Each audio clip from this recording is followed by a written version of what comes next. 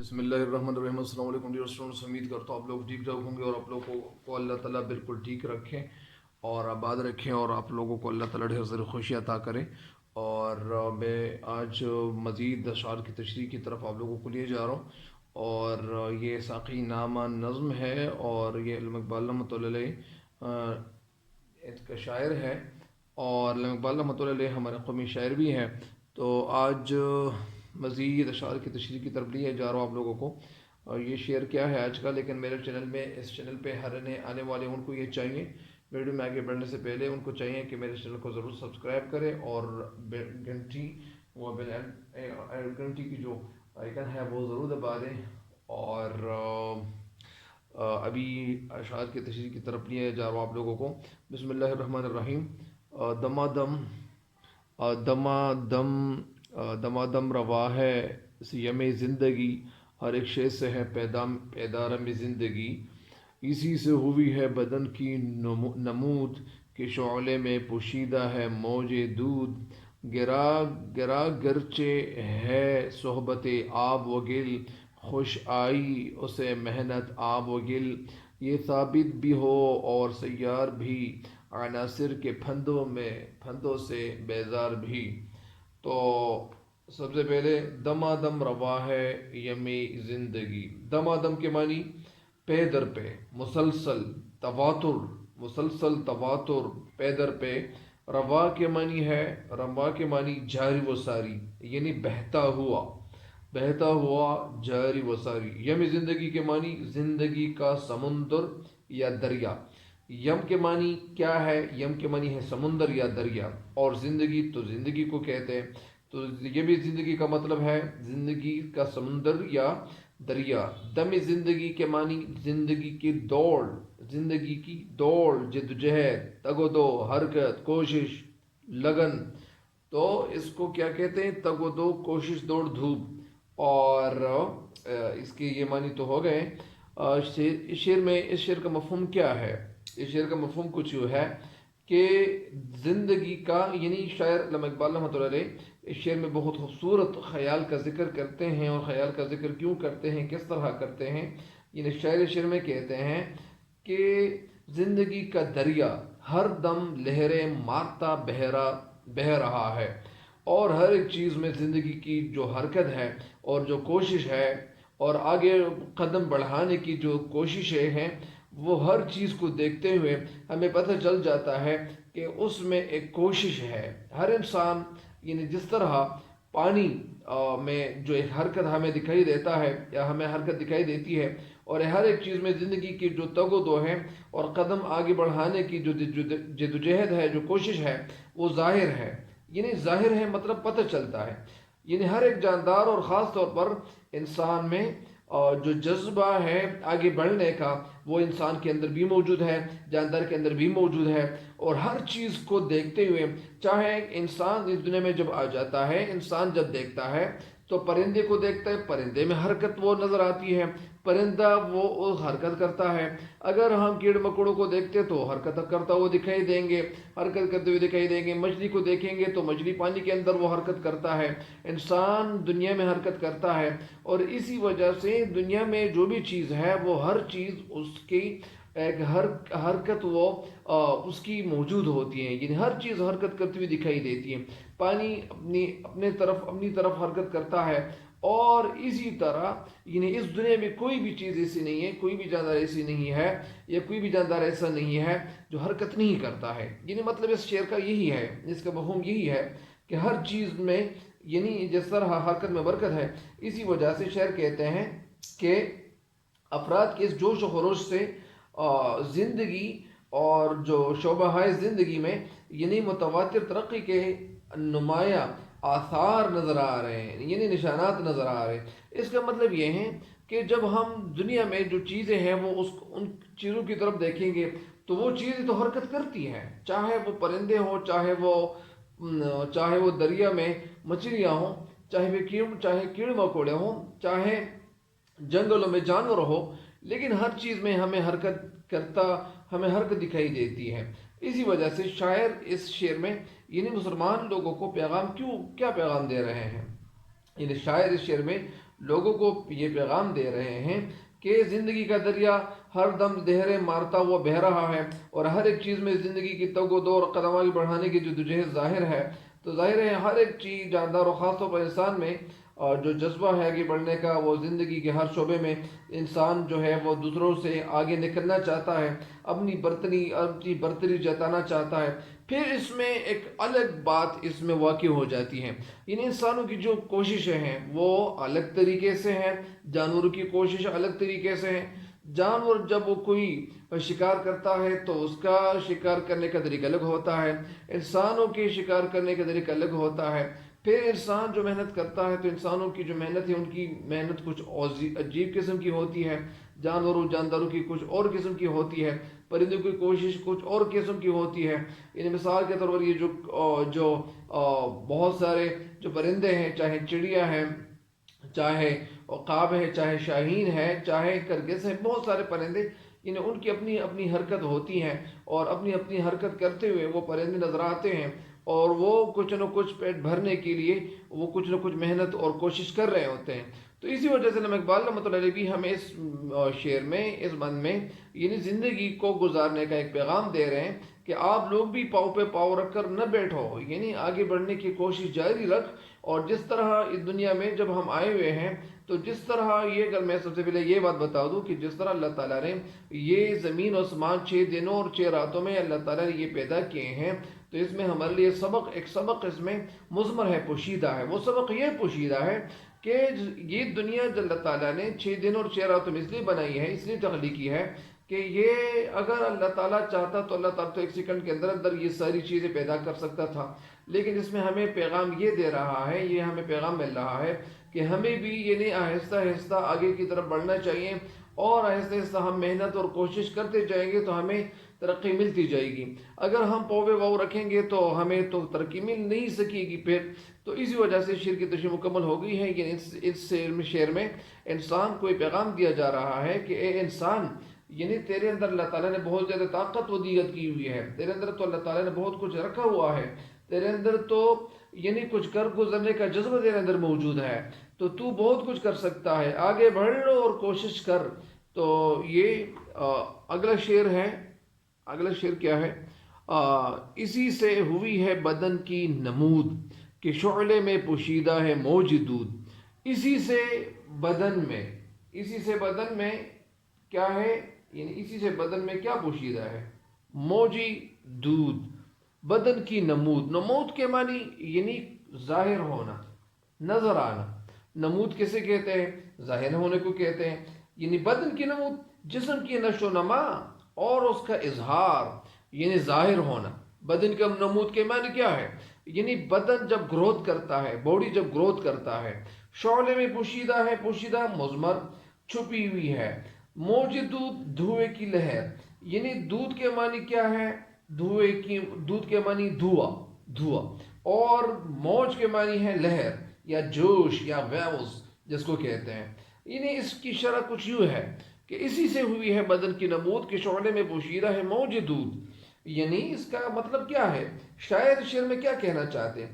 شاعر شعر میں کہنا چاہتے ہیں یہ ہیں کہ جس طرح آگ کے شعلے میں دھوئے کی لہر پوشیدہ ہوتی ہے، جس طرح آگ کے شعلے میں دھوئے کی لہر پوشیدہ ہوتی ہے، اسی طرح جسم زندگی کے اندر پوشیدہ موجود ہے۔ جس طرح یعنی آگ کا جو شعلہ ہے وہ جل رہا ہوتا ہے، وہ آگ بھڑک رہی ہوتی ہے، تو اس میں آگ میں یعنی آگ سے پہلے تو ہمیں کچھ پتہ نہیں چلتا، لیکن جب آگ کو جلایا جاتا ہے تو پھر اسے جو شعلے بلند ہوتے ہیں۔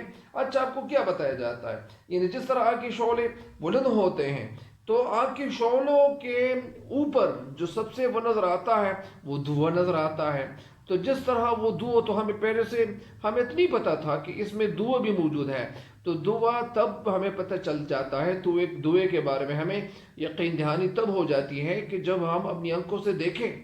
جب ہم دیکھتے ہیں یعنی شعلہ تو وہ بھڑک اٹھتا ہے، تو جب شعلہ بھڑک اٹھتا ہے تو شعلے کے اندر اندر وہ دھواں پوشیدہ ہوتا ہے، چھپا ہوا ہوتا ہے. تو جب دھواں اٹھ رہا ہوتا، جب شعلے بھڑک رہے ہوتے تو ہمیں اس کے اندر دھواں بھی نظر آتا ہے. اسی طرح انسان کو یعنی یہ بتایا جاتا ہے کہ جس طرح شعلے میں دھواں نظر آتا ہے، اسی طرح جسم ان زندگی کے اندر پوشیدہ ہے. یعنی جس طرح وہ شعلے کے اندر ہمیں دھواں نظر آتا ہے، اسی طرح یعنی انسانی جسم کے اندر زندگی بھی موجود ہے. انسانی جسم کے اندر زندگی بھی وہ مضمر ہے، پوشیدہ ہے. اور یہ زندگی ہی ہے جو اسے وجود عطا کر کے یعنی نمایاں کرتی ہے. یعنی یہ زندگی ایسی ہے کہ زندگی جب انسان کے اندر موجود ہو تو وہ بہت کچھ کر سکتا ہے، یہ بہت کچھ کر سکتا ہے.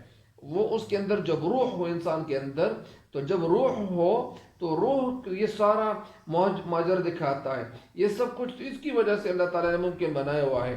یہ زندگی ہے، یہ زندگی ہی ہے، یہ روح ہی ہے جو اسے وجود عطا کر کے نمایاں کرتی ہے. تو گویا اصل شے کیا ہے؟ وہ روح حیات ہے. جسم تو باقی بقیہ رہنے والی چیز ہے. یعنی سب سے پہلے جسم میں جو چیز موجود ہے وہ کیا ہے؟ وہ روح ہی ہے. اگر روح نہ ہو، جب روح پرواز کر جائے تو ہم اس جسم کو کیا کہیں گے؟ ہم اس جسم کو تو ڈیڈ باڈی کہیں گے. ہم تو اس کو ہم ڈیڈ باڈی کہیں گے. تو اسی وجہ سے یعنی اس شعر کا یہی مطلب ہے. اگر میں آپ کو پھر سمجھا دوں، اس شعر میں شعر کہنا کیا چاہتے ہیں؟ یعنی اس شعر میں شعر کہنا یہ چاہتے ہیں کہ جس طرح آگ کے ایک شعلے میں، جس طرح آگ کے ایک شعلے میں دھوئے کی روح یا وہ پوشیدہ ہوتی ہے، اسی طرح جسم انسانی حیات میں اسی طرح جسم یعنی حیات انسانی میں چھپا ہوا ہوتا ہے. اور یہ زندگی ہی ہے جو اسے وجود عطا کر کے نمایاں کرتی ہے. مراد اس سے اصل کیا ہے؟ اصل شے مراد اس سے حیات ہے، روح حیات ہے. تو اس شعر کا یہاں یہ مطلب تھا اور یہ میں آپ کو بتا چکا ہوں. تو اس شعر کے بعد کیا ہے؟ اگلا شعر. اگلا شعر کیا ہے؟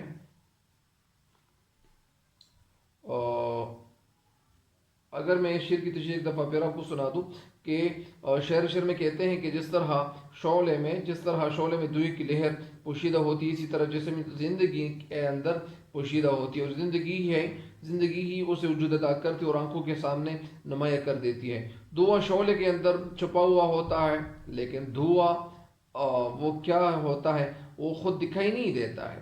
جب آگ جلاتے ہیں اور شعلہ بھڑکتا ہے تو دھواں بھی نظر آنے لگتا ہے. اسی طرح جسم زندگی کے اندر چھپا ہوا ہوتا ہے، لیکن جب زندگی عطا ہوتی ہے تو جسم بھی وہ ظاہری بات ہے کہ جسم بھی نظر آتا ہے.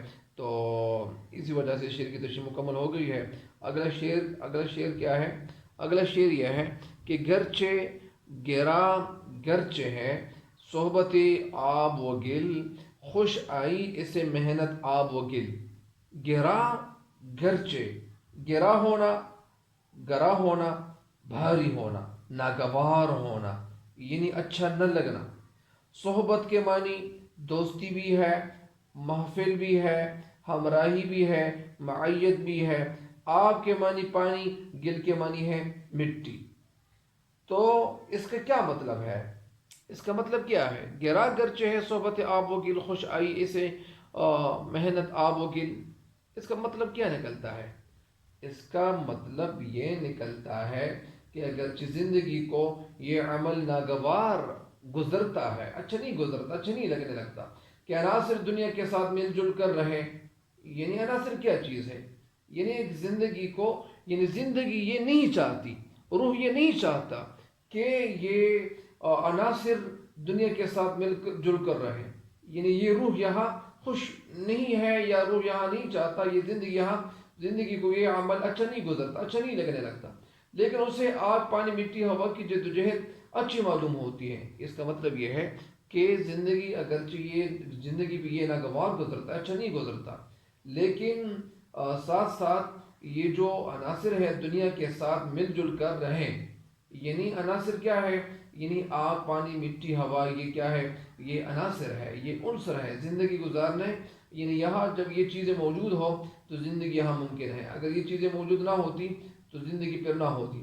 مطلب اس سے یہ ہے کہ اگرچہ زندگی پانی اور مٹی کی قید میں رہنا پسند نہیں کرتی، اگرچہ زندگی آب و گل کی قید میں یعنی پانی اور مٹی کی قید میں رہنا پسند نہیں کرتی ہے، لیکن اس کی جو کوشش ہے وہ اس وجہ سے خوشگوار معلوم ہوتی ہے، اچھی معلوم ہوتی ہے، کوشش اچھی معلوم ہوتی ہے کہ زندگی کی ترقی اور برتری کے لیے جسم کا ہونا کیا ہے؟ لازم ہے۔ یعنی زندگی کی ترقی اور برتری کے لیے جسم کا ہونا کیا ہے؟ لازمی ہے۔ یعنی جس طرح یعنی شعلہ یا جس طرح یعنی انسانی جسم جو ہے وہ کیا ہے، اس کے اندر اگر زندگی نہ ہوتی، اگر اس انسانی جسم سے یہ روح نکالا جائے تو پھر روح نکالی جائے تو پھر کیا رہ جاتا ہے؟ پھر تو کچھ نہیں رہ جاتا۔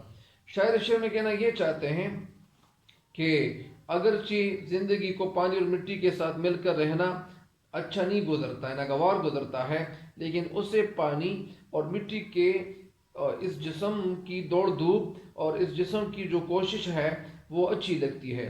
آب و گل اگر مجاز مرسل کے طور پر انسان کے لیے استعمال کیا گیا ہے، جس طرح قرآن پاک میں جگہ ارشاد ہے، اللہ تعالیٰ کا ارشاد ہے کہ ہم نے تمام جاندار چیزوں کو پانی سے پیدا کیا ہے۔ دوسری جگہ آتا ہے اعوذ باللہ من الشیطان الرجیم بسم اللہ الرحمن الرحیم وخلق الانسان من طین، اور انسان کو مٹی سے بنایا گیا۔ اسی وجہ سے انسان کو پانی اور مٹی کہا گیا ہے۔ اور اب تو عناصر کی جو تعداد ہے وہ 111 سے بھی بڑھ گئی ہے، لیکن حکماء یونان کا جو عقیدہ تھا کہ ساری کائنات، ان کا یہ عقیدہ تھا، ان کا وہ بیلیف وہ کرتے تھے، وہ ڈیوائن جو ان کا تھا کہ ساری کائنات وہ کیا ہے؟ وہ پانی، مٹی، ہوا اور آگ سے بنی ہوئی ہے۔ مطلب اس سے یہ ہے کہ اگرچہ زندگی مٹی اور پانی کی قید میں رہنا پسند نہیں کرتی ہے، لیکن اسے اس کی جد و جہد، اس کی کوشش، اس کی دوڑ دھوپ اس وجہ سے اچھی اس کو لگتی ہے کہ خود زندگی کی ترقی اور برتری کے لیے جسم کا وجود کیا ہے؟ وہ ضروری ہے۔ یعنی جسم اس کے لیے ضروری ہے، بغیر اس سے یعنی کچھ ہوتا نہیں ہے، یعنی یہ اس کے لیے لازم ہے۔ تو اس شعر کی تشریح بھی مکمل ہو گئی ہے۔ اچھا، اگلا شعر کیا ہے؟ اگلا شعر یہ ہے، یہ ثابت بھی ہے اور سیار بھی، عناصر کے پھندوں سے بیزار بھی، عناصر کے پھندوں سے بیزار بھی۔ اچھا، یہ ثابت بھی ہے اور سیار بھی۔ ثابت کی کیا معنی ہے؟ ثابت کے معنی جو حرکت نہیں کرتا، جو مستحکم ہوتا ہے، جو ساکن ہوتا ہے، حرکت نہ کرنے والا۔ سیار کے معنی متحرک، اور عرب میں گاڑی کو سیارہ کہتے ہیں، سیارہ متحرک جو حرکت کرتا ہے۔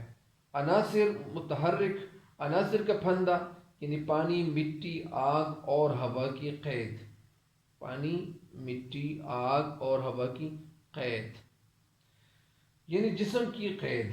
بیزار ہونا کی کیا معنی ہے؟ بیزار ہونا کے معنی ہے ناخوش ہونا اور خفا ہونا یا ناراض ہونا، ملول ہونا، اداس ہونا، غمگین ہونا، تو یہ اس کے معنی ہے۔